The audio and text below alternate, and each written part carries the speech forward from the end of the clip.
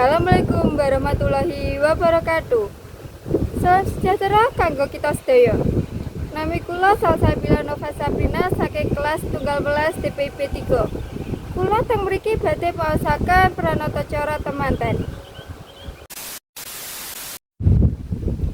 Dumateng para alim ulama ingkang rintan dalu tansah sumanding kitab suci wahyuning ilahi. Minangka panuntun keblating panembah ingkang satuhu luhur ing budi. Dumateng para sesepuh pinisepuh ingkang satuhu kinabakten, dumateng para pengemban-pengembating praja satriyaning nagari minangka pandoming kawula tasih ingkang kinasih. Para penderek pingatan kakung utawi putri saking tlatah utawi Yogyakarta, ugi para tamu undangan kakung sumawa putri ingkang satuhu dahat kinurmatan. Minangkaning purwakaning atur sumangga tansah kula dherekaken ngrasing puji syukur alhamdulillah wonten ngarsa dalam Allah Subhanahu wa taala.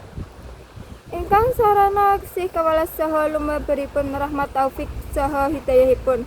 Kula dalah panjenengan sekedaya saged makepal manunggal wonten setunggal majelis. Saperlu derek-derek mangestruni wontenipun acara walimatul urusi kanthi kawanten wilujeng nir samikala kalis ing bebaya.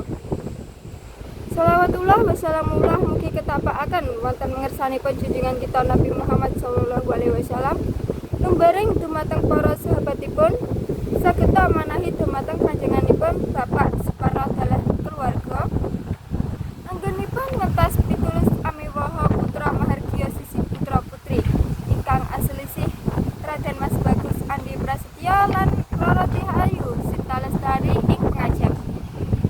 Mugi-mugi dados dadosaken keluarga ingkang sakinah mawaddah warahmah. Tansah pangestuning para rawuh ingkang sami lenggah. Amin. Salugining tamu undangan kakung sumawana putri ingkang dahat kinurmatan. Ugi pinarengana kawula marak ngabiyantara hanggepil mardikaning panggali. Anggen jengandika sambiya lelenggahan wonten wisma pawiwihan panika. Tumrap perluning dadi kawula marak ngabiyantara. Awit aurat pindah anglantaraaken rantaming adicara ingkang badhe kelampah ing pawiwihan walimatul urus siang punika. Pramila keparenga langkung rumiyin kawula ngaturaken munggah ingkang dados rantaming adicara ingkang sampun rinacik rinampat saha rinambuka. Setunggal wondene adicara ingkang karuhun lan inggih atur pambuka. Kalenjengan wawasan ayat-ayat suci Al-Qur'an dumawa adicara angka kalih.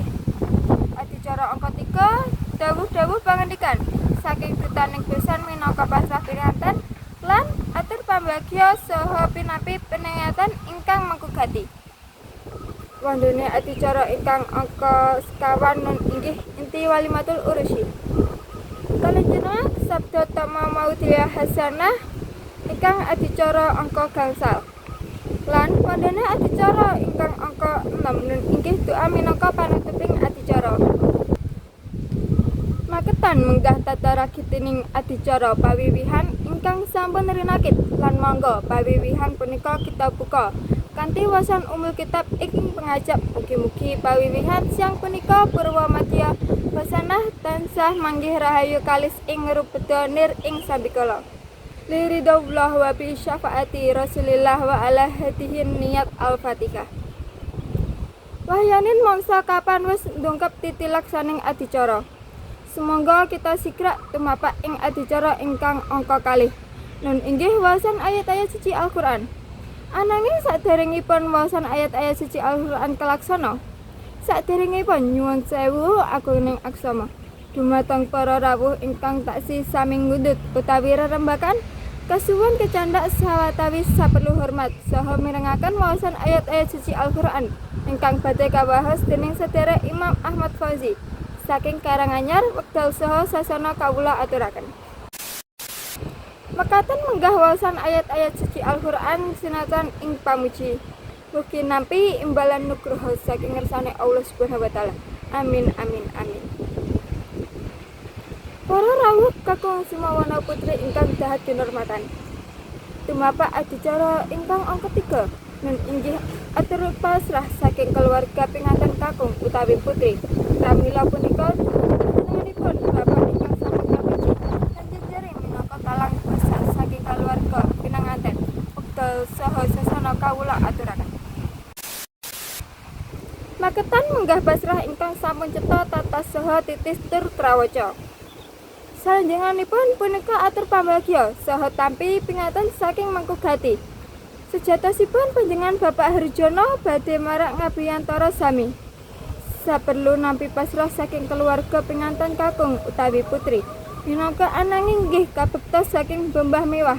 Mangka ning manah karana karoban ing sadaya ingkang sampun hanjengipun sangga boten kuwawi matur piyambak pramila menika badhe dipun sulih sarinani dening Bapak Mulyono. Pramila dumateng panjenenganipun wekdal saha sasana kawula aturaken. Satuhu tatas titis wijang saha gemblang atur pinapi ingkang sampun dipun aturaken. Lan monggo adicara wonten pawiwihan punika kita lanjutaken. Minangka adicara ingkang angka sekawan nun inggih adicara inti walimatul ursi. Pramila dumateng para kadang sinaman dipun suwun angganaya punapa ingkang dados jijibahipun ngaturaken pasuwitan pin dedaharan dumateng para tamu. Lan dumateng kadang juru pita swara kasuwun muter lelagon ingkang cedhuk kaliyan suasana watan siang punika. Sumangga.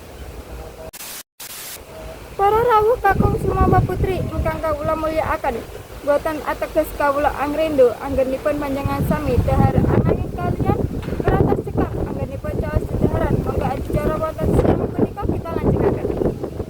Para rawuh kakung sumawa putri ingkang dahat kinurmatan. Bilih pinanganten sarimbit anggenipun badhe nyelemi samudraing berbayan. Ngatur balai wisma menika bekatan lampu pinangka pambodang nglampah arupi piweling saha pitedah. Ingkang menika panjenenganipun Bapak Suparno dalah gotra keluarga Ngeryasa. Panjenenganipun Rama Kyai Abdul Karim ingkang dawuh sawiring kaweruh. Kersaha paring warsitawara utawi warsita adi dumateng pinanganten saripit khususipun umumipun dumateng kula dalah pramila dumateng panjenenganipun Rama Kyai Abdul Karim wekdal saha sasana pangandikan kawula aturaken. Para rawuh kakung sumawa putri ingkang tuhu kinurmatan. Minangka adicara ingkang terakhir inggih doa ingkang insyaallah badhe kepadang dening Bapak Ahmad Syafi'i. Ananging saderengipun adicara doa kelaksana kunjuk dumateng Bapak Suparno keparengga hanjing karekampun pinangatan kekalih kakanthi tumaju dumateng liwara sasana. Pawiwahan saperlu ngetakaken kunduring para tamu saha nyuwun tambahing berkah pangestu. Lan saking kawula minangka pranata cara mbok bilah awal saengga akhir wonten salah bawa saha atur ingkang boten nuju prana kawula kajibah nyuwun kuning pangaksami. Lan dumateng Bapak Ahmad Syafi'i wekdal saha sasana kawula aturaken. Semanten saking kula wassalamualaikum warahmatullahi wabarakatuh.